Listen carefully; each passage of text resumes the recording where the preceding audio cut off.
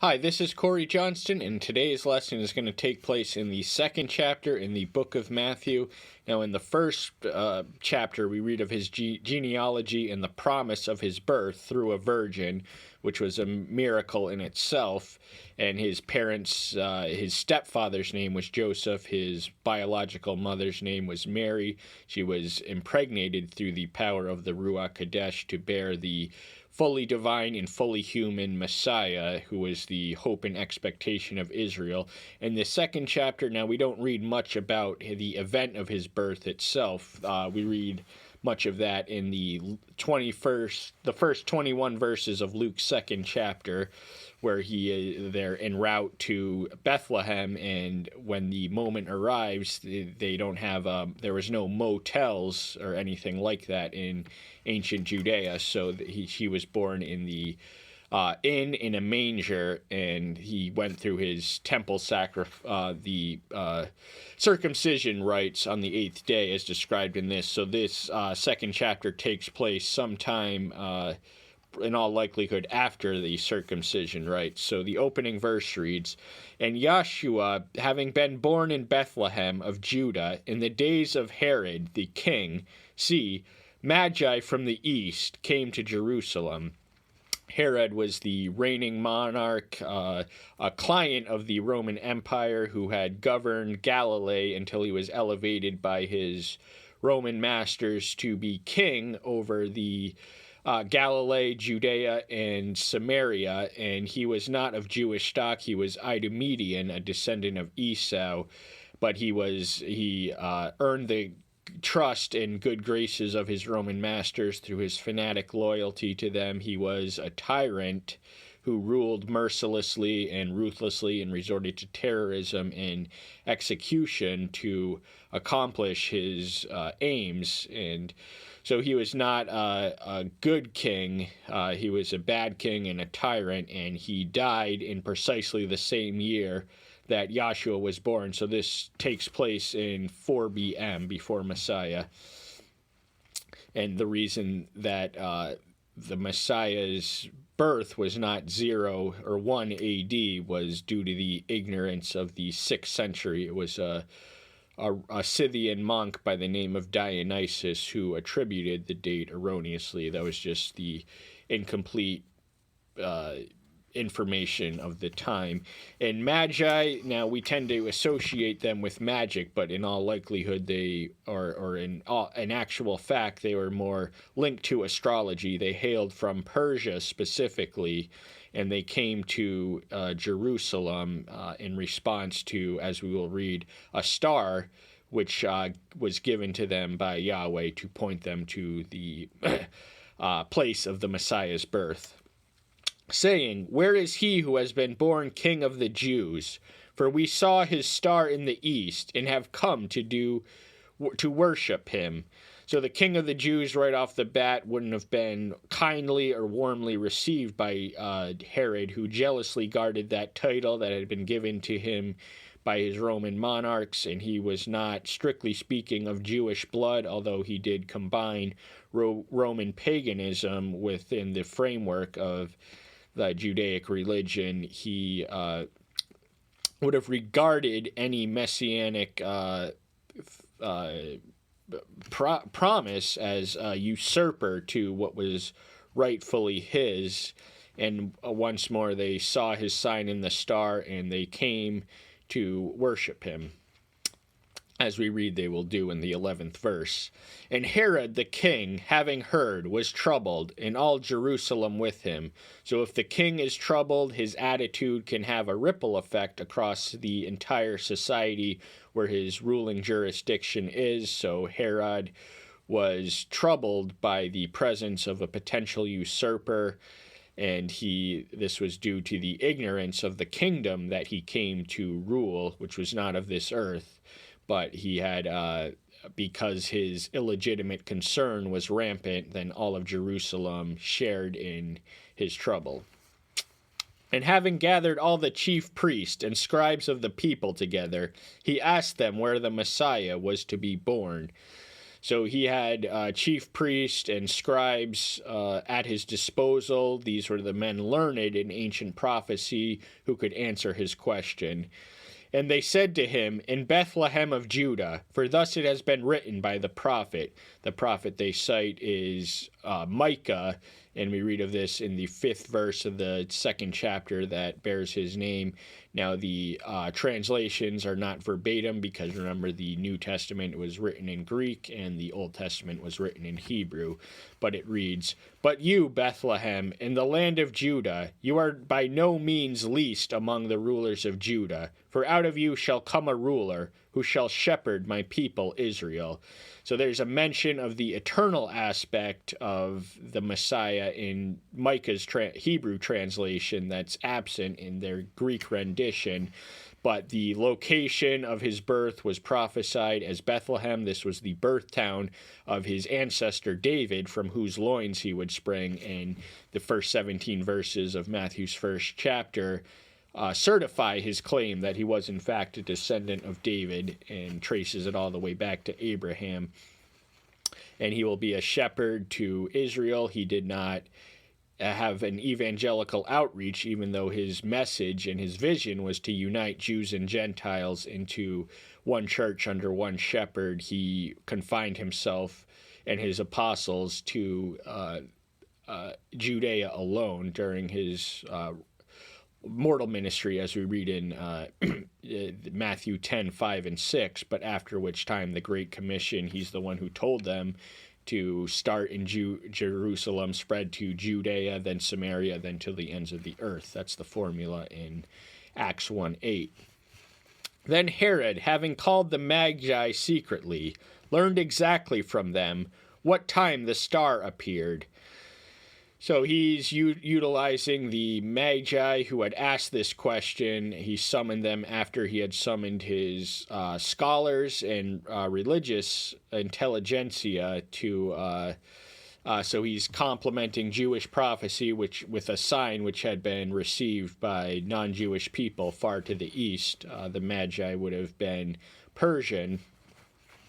And having sent them to Bethlehem, he said, "Go and search diligently for the child, and when you have found him, bring back word to me, so that I might too worship him." So his plea for worship is insincere. He really wants to kill him. He doesn't want to worship him at all because he's a potential rival and a threat and a usurper to his own throne. And so he instructs them to search for the child and to bring him. He mentions that he's going to come to him and worship him, when really all he wants to do is kill him. And having heard the king, they went, and see, the star which they had seen in the east went before them, until it came and stood over where the child was. So the star had initially directed them to Herod's palace in Jerusalem, and Herod also made Caesarea, the town thereof, as the thriving metropolis of the Palestine of his day. But the star, the same star which had guided them, guides them to a more precise pinpoint of where the one to whom the star had pointed to was leading. And seeing the star, they rejoiced with exceeding great joy. So having come all this way, being led and guided by the star, they now have cause to rejoice and celebrate, now that they had been guided to precisely who the star had pointed to. And coming into the house, they saw the child with Mary his mother, and fell down and worshipped him.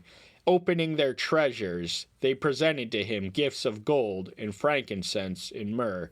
So the traditional nativity scene will consist of 3 Magi's, each of whom give the 3 gifts which are outlined, but the text itself doesn't elaborate as to precisely how many Magi there were. We know it was plural, there was more than one, but outside of that we don't know exactly how many they were. We do know what they came to bring him: gold, frankincense, and myrrh. These were expensive items, and they would have come into play because, as we will read, the circumstances necessitated that Joseph flee with his family to Egypt, and being a poor carpenter, travel would have not been within his salary's range, but these magnificent gifts would more than pay for the fare down there. And having been warned in a dream that they should not return to Herod, they departed for their own country by another way. So dreams are one of the revelatory phenomenons by which a divine angel or a divine entity communicates with the receiver of that revelation, and they were warned not to return to Herod because he's murderously motivated towards this child. So they went and they returned, they picked up and packed and went back to Persia in a way that avoided detection from Herod. And when they had left, see, an angel of Yahweh appeared to Joseph in a dream, saying, "Arise, take the child and his mother, and flee to Egypt." Excuse me. "And remain there until I bring you word, for Herod is about to seek the child to destroy him." So Joseph, this is the second time in Matthew's account where we read he was visited by an angel in a dream. The angel who had initially visited him had dissuaded him from the practical course of action, which was to divorce his wife privately so as not to make a spectacle and bring more shame on her than it ought, because she was pregnant. He had not entered her sexually, but she was pregnant, and the angel informed her that it was in fact the Ruach Kadesh who had impregnated her. So she hadn't been violated or defiled or seduced by anyone else. And Joseph obediently complies to the vision, and he also obediently complies to this one because his very life is at stake, and also the life of the ones whose the hopes of Israel and the world are on. "And rising up, he took the child and his mother by night and departed for Egypt, and remained there until the death of Herod, to fill what was spoken by Yahweh through the prophet, saying, 'Out of Egypt I have called my son.'" So this is a citation of the opening verse in Hosea's 11th chapter, a slightly different context. Hosea references the fact that Joseph had been called to Egypt, and it was out of there that he called his son. But once more, some 8 centuries later or thereabouts, we witness that in Egypt he will call his son, his literal son. Israel are his children and his chosen people, but his literal son, his only begotten, from out of there. And they departed by night, and because that was the most safe and reasonable time to avoid detection. "Then Herod, having seen that he was fooled by the Magi, was greatly enraged, and he sent forth and slew all the male children in Bethlehem and in all its borders from 2 years old and under, according to the time which he had exactly learnt from the Magi." So Herod is not one to take kindly to being deceived or misled. He had instructed the Magi to return to him with information. They had been visited by an angel in a dream to return to their homeland. And so he's wrathful, and he issues a command not too dissimilar from the Egyptian Pharaoh for infanticide against the Israeli people, at least in the adjacent territory to Bethlehem. Now, Bethlehem today is a town of some 20,000 people, so in all likelihood it was no more than 20 children whose lives were claimed, but still, even one is too much. And Herod was a man who had no qualms about killing people. He killed one of his own wives and 2 of her brothers for suspected treason. He killed even some of his own sons on the same ground, and so much his reputation was such that Caesar Augustus wittily claimed that it was safer to be Herod's swine than his son. This is also a play in words in the Greek original. They both of the words start with H, and so there's a play on words of sorts.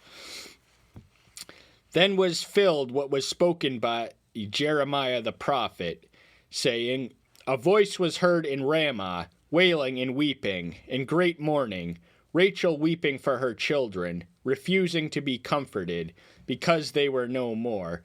So this is in Jeremiah 31:15, and Ramah was the location where Jacob wept on account of the death of his mother, his beloved wife, the apple of his eye, the wife he loved above all others, Rachel, when she died and was buried, and he could not be comforted. And so the territory of Ramah was the location, which wasn't quite Bethlehem, but it was close in Judea. And Herod having died, see, an angel of Yahweh appeared in a dream to Joseph in Egypt. So Herod having died, he died a horrendous death according to historical tradition.